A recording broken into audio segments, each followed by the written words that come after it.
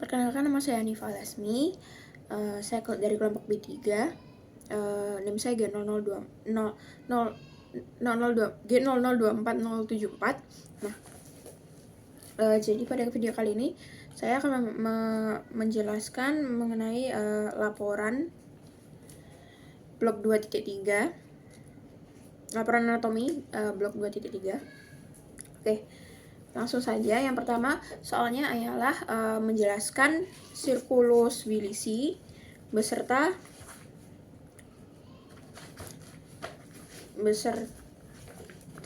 fungsinya. Oke, jadi sirkulus Wilisi ini tuh apa sih? Sirkulus Wilisi ini tuh pertama saya lihat dulu visualisasinya. Nah, sirkulus Wilisi itu tuh lingkaran ini. Lingkaran ini namanya sirkulus Wilisi. Nah, sirkulus Wilisi ini dia sendiri itu adalah sirkulus arteriosus cerebri yang dibentuk pada basis encephalon oleh sistem arteria vertebrobasilaris dan sistem arteria carotis interna yang saling berhubungan. Nah, hubungan anastomosis itu tadi dibentuk dari suatu arteria communicans anterior yang saling menghubungkan arteria cerebri anterior dextra dan arteri cerebri anterior sinistra.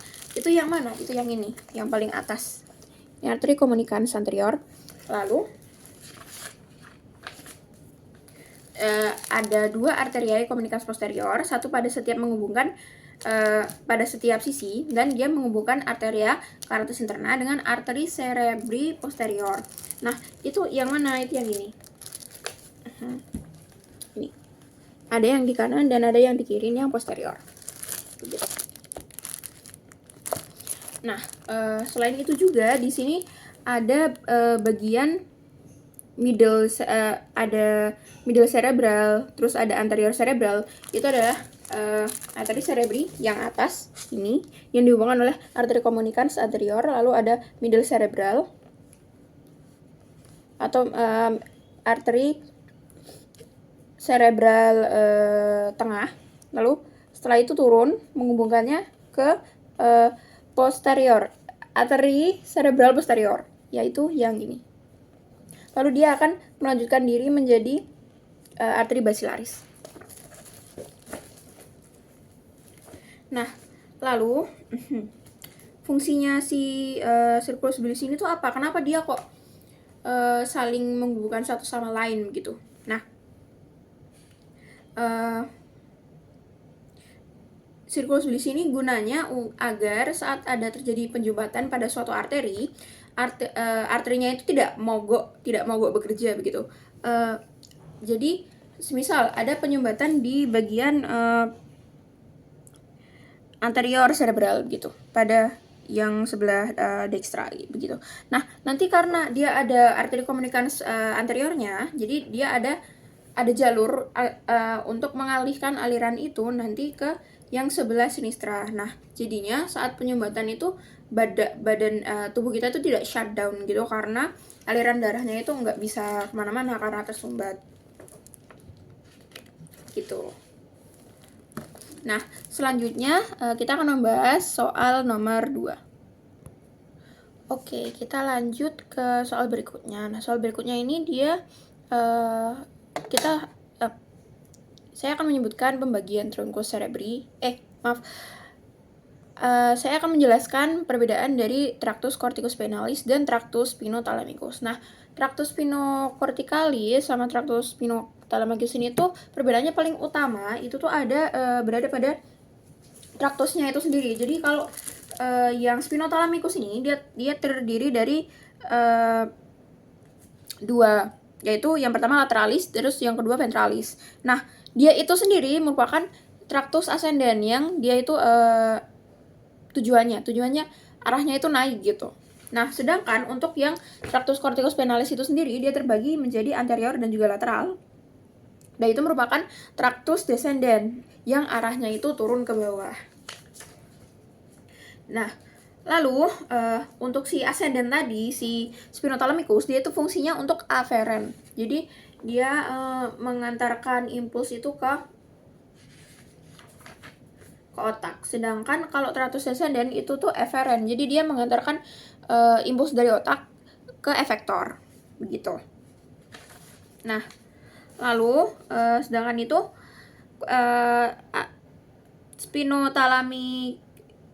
traktus spinothalamikus yang sebelah anterior itu berada pada funiculus anterior, sedangkan untuk yang bagian lateralnya berada pada funiculus anterior dan juga lateralis, gitu.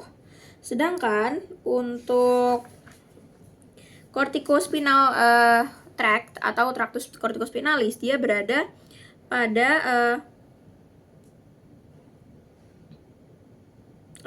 medula oblongata. Nanti akan kita bahas. Lalu kedua tratus ini juga punya penyerangan yang agak beda. Perbedaannya itu di mana?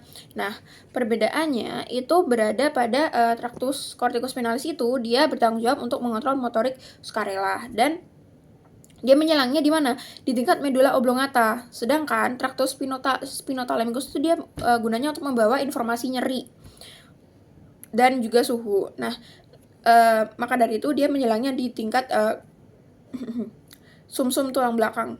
Jadi kalau medula oblongata itu kan masih di bawah pons ya, sedangkan kalau spinothalamikus itu tuh dia di vertebrata. Begitu. Oke. Nah, terus untuk fungsinya yang lain itu juga tractus corticospinalis itu nanti digunanya untuk pergerakan otot-otot yang volunteer atau yang sadar. Nah, sedangkan untuk yang tractus spinothalamikus lateral itu buat rangsang nyeri dan juga suhu. Sedangkan tractus spinothalamikus ventralis itu untuk membawa rangsang raba dan juga tekan. Nah, selain itu juga ada bagian pada neuronnya. Nah, perbedaan pada neuronnya. Nah, untuk yang tractus spinothalamikus dia itu neuron aferen yang pertama itu ada di ganglia spinalis. Nah, sedangkan neuron yang keduanya itu dia ada di persilangan pada komisura anterior. Nah, lalu sedangkan kalau pada tractus corticospinalis dia berawal dari korteks motorik atau motor korteks. Nah, selain itu juga ada corticonnuclear fibers. Itu nanti dia untuk menggerakkan nuklei pada cranial nerves. Lalu setelah itu juga ada corticospinalis fiber yang nanti dia akan menggerakkan sel-sel di anterior horn pada chorda spinalis. Lalu setelah itu juga ada cortico-reticular fibers, dia itu untuk nanti dia akan menjadi nuklei atau nukleus pada formasi retikular. Oke. Sedangkan setelah udah. Jadi setelah ini saya juga akan menjelaskan pembagian dari truncus cerebri atau dari batang otak. Nah, sekarang saya akan menjelaskan asal-usul dari truncus cerebri itu. Nah, truncus cerebri ini terbentuk pada minggu keempat kehamilan. Nah, dia itu pertamanya terbentuk dari 3 kayak gumpalan gitu. Nah, gumpalan paling atas itu namanya nanti proesencephalon. Terus yang tengah itu mesencephalon, lalu yang paling bawah itu rhombosencephalon. Boleh dilihat, ini paling atas pro, paling tengah mesen, paling bawah itu rombo. Nah, nanti setelah minggu kelima dia akan berdiferensiasi. Berdiferensiasinya itu nanti jadi apa? Nah, proencephalon nanti dia akan menjadi telencephalon yang atas dan juga diencephalon yang agak bawah ini. Nah, lalu untuk mesencephalon dia akan berdiferensiasi menjadi mesencephalon itu sendiri. Lalu setelahnya juga ada rhomboencephalon ini nanti dia akan berdiferensiasi menjadi metencephalon dan juga mielencephalon. Nah, setelah itu juga nanti mereka akan berdiferensiasi lagi seperti telencephalon menjadi cerebrum, diencephalon menjadi thalamus, epithalamus, hipotalamus, lalu ada mesencephalon dia menjadi mesencephalon sendiri. Lalu ada lagi seperti miencephalon, nanti dia akan menjadi pons, cerebellum serta medula oblongata. Nah, Oke, yang pertama kita akan menjelaskan mengenai mesencephalon atau midbrain. Di sini saya akan menjelaskan dua struktur penting yang ada di mesencephalon itu sendiri. Nah, ini bisa dilihat, ini adalah tungkus cerebri. Nah, paling atas ini, paling atas ini adalah mesencephalon. Lalu ke bawah ini pons, yang besar ini pons ya, kayak busa. Lalu yang bawahnya ini ada medula oblongata yang nanti akan melanjutkan menjadi vertebrata. Nah, di sini yang paling atas ini pada pons ini nanti dia ada yang penting-penting ini ada pedunculus cerebri, lalu ada tractus opticus yang nanti dia akan mereson pada rangsangan visual, lalu juga ada fossa interpendicularis yang dia menghubungkan antara bagian dexter dan juga sinister. Nah, pada pedunculus cerebri itu tadi tersusun dari atas crus dan juga tegmentum. Nah, sedangkan pada struktur di antara pedunculus itu kan ada dua ya. Tadi yang kanan sama yang kiri, yang dextra sama yang sinistra. Nah, itu disebut fossa interpeduncularis.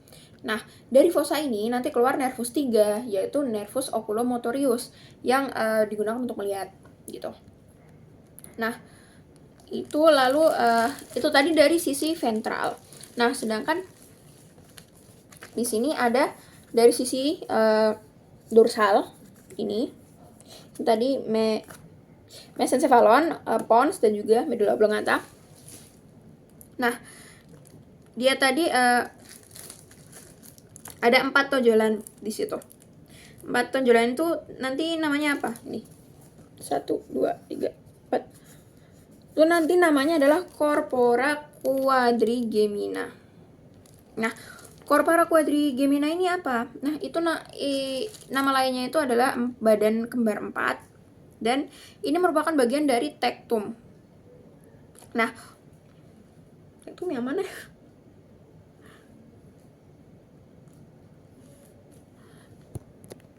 Oke, dia bagian dari tectum. Tectum itu yang ini. Nah, itu. Dan dia tersusun juga dari 2 pasang colliculus, yaitu colliculi superiores yang bagian atas dan colliculi inferiores. Gitu. Nah, selanjutnya kita akan menjelaskan pons Farolli. Nah, pons Farolli ini apa? Pons Farolli ini adalah bulatan yang besar ini namanya pons Farolli. Nah, pada pons Farolli ini itu ada beberapa struktur-struktur penting. Yang pertama, ini ada sulcus bulbopontinus. Sulcus bulbopontinus. Nanti dia untuk keluar nervus nervus 6. Oh ya. Nervus 6 yaitu abducens. Nah, selain itu juga nanti ada yang namanya sulcus basilaris pontis. Ini yang tengah ini di sini, sulcus basilaris pontis. Nah, ini nanti dia gunanya buat apa? Nah, dia nanti gunanya itu dia terbentuk dari tractus pontocerebellaris. Begitu. Dan nanti dia akan dilanjutkan ke bawah untuk membentuk tadi sulcus bulbopontinus. Yang sulcus bulbopontinus itu begini, sedangkan kalau untuk yang sulcus basilaris pontis itu ke bawah vertikal. Oke. Lalu selain itu juga pada bagian dorsalnya dia punya 2 foramen lusca atau apertura lateralis ventriculi quarti.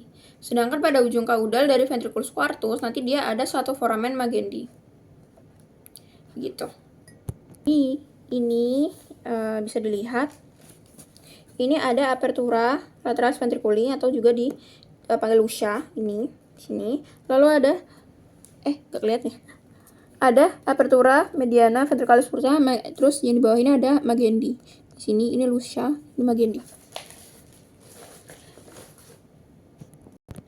Oke, selanjutnya kita akan menjelaskan asal-usul dari nukleus dan fungsi dari 3 nervus cranialis motorik murni. Nah, oke. Dan juga nanti kita akan menjelaskan apa lesi-lesi pada upper motor neuron dan juga lower motor neuronnya. Oke, yang pertama nuclei nervi cranialis itu punya sifat. Nah, sifatnya itu dia unik gitu buat masing-masing. Nah, di sini nanti ada 7 modalitas dan 3 diantaranya itu tuh nanti adalah merupakan eferen atau motorik. Nah, yang eferen ini apa aja? Yang eferen ini GSE, GVE, dan juga SVE. GSE, GVE, dan SVE itu masing-masing adalah general somatic eferen. Dia adalah motorik untuk otot skelet yang umum. Lalu ada GVE atau general visceral eferen atau autonom parasimpatis, itu buat kelenjar dan juga pupil, dan juga special visceral efferent, yaitu dia motorik tapi buat special sense gitu. Nah, contohnya buat apa? Buat nggak harus special sense sih, tapi kayak mungkin apa ya, fungsi yang spesial begitu, seperti otot pengunyah, otot mimik, terus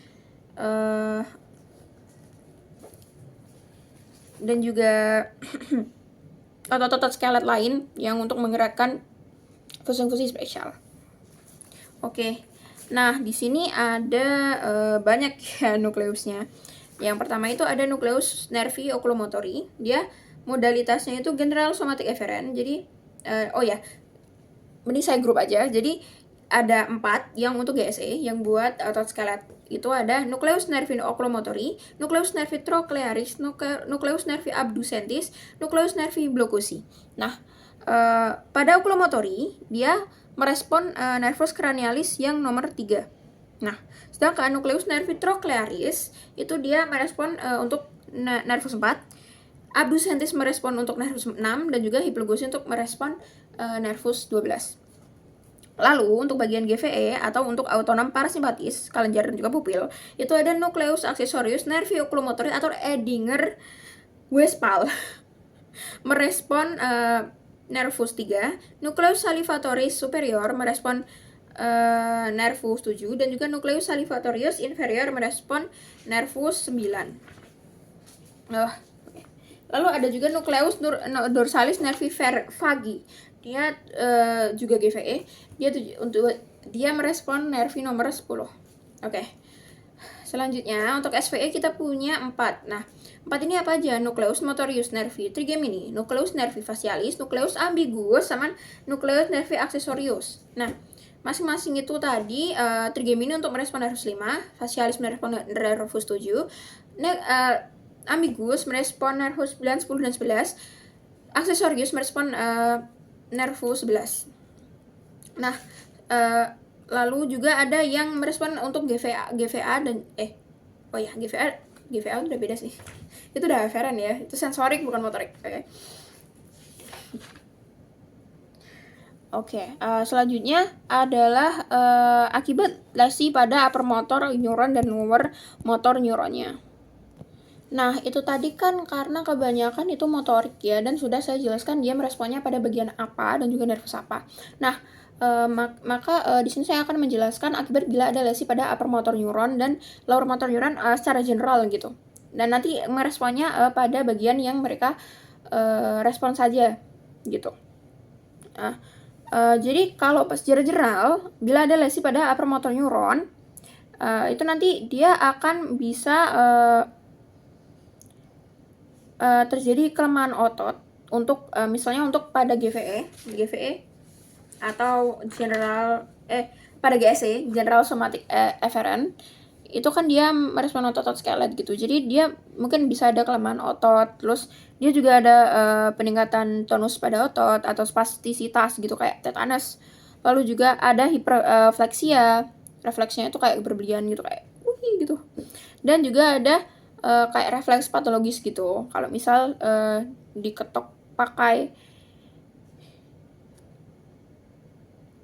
refleks hammer. Oke. Contohnya itu kayak refleks Babinski.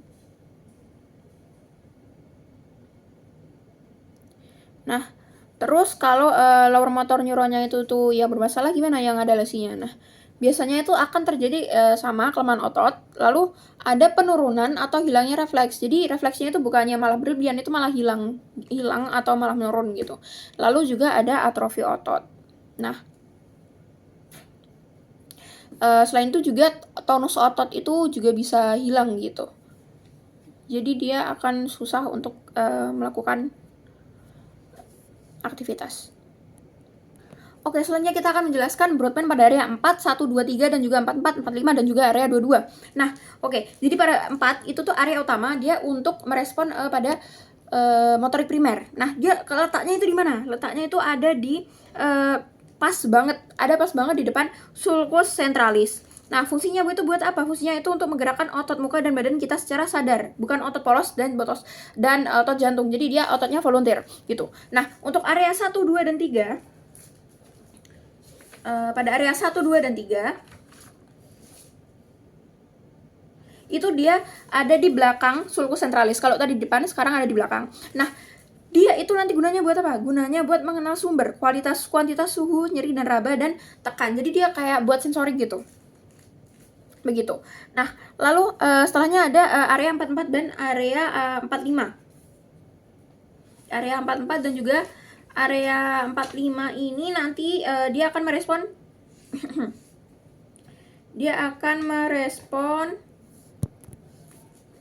untuk mengontrol aspek bicara motorik gitu. Nah, dia ada di mana? Dia ada di gyrus frontalis inferior. Nah, selain itu juga ada area 22. Area 22 ini terdapat pada gyrus temporalis. Dia itu gunanya buat apa? Dia gunanya itu buat menilai intensitas dari keras, lembut, sampai memori terhadap suara tersebut. Jadi kalau misalnya tadi ada broadband 4142 itu cuma buat kayak cuma buat denger gitu. Nah, dua-dua ini tuh dia kayak lebih sensitif gitu loh buat mungkin kayak misalnya dengerin lagu gitu kan, gitu jadi tahu harmoninya kayak gimana, keras, volumenya kayak gimana gitu. Nah, oke. Itu broadband. Selanjutnya kita akan ke soal selanjutnya, yaitu mengapa oklusi pada arteri cerebri media lebih sering menyebabkan kelumpuhan pada wajah dan lengan dibandingkan tungkai. Oke. Penyumbatan itu terjadi di arteri cerebri media atau MCA itu lebih sering menyebabkan kelumpuhan di tungkai daripada anggota tubuh lainnya karena adanya perbedaan dalam representasi motorik di korteks motorik. Nah, area korteks yang mengontrol tungkai meskipun sebagian besar itu pasokannya emang dari cerebri media, arteri cerebri media, itu dia juga menerima sebagian suplai dari arteri cerebri anterior. Nah, area korteks yang mengontrol lengan dan wajah itu lebih bergantung pada arteri cerebri media, dan dia nggak dapat pasokan lain daripada arteri cerebri anterior. Nah, itulah kenapa kalau ada kerusakan pada si arteri cerebri media ini, yang lebih kedampak itu tuh yang bagian atas, bukan yang bagian bawah.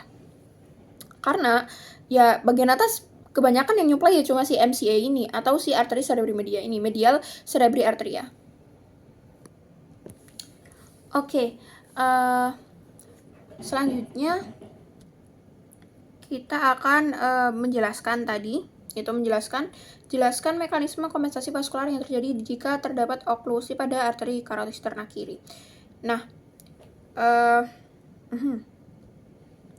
jadi tadi kita kan udah menjelaskan si sirkulus Willisi. Nah, sirkulus Willisi itu nanti juga akan berperan gitu, karena tadi kan ada aliran darah alternatif gitu, dari arteri karotis interna kanan, dari dextra ke dari dextra ke sinistra, karena tadi kan ada yang namanya arteri communicans yang menghubungkan keduanya.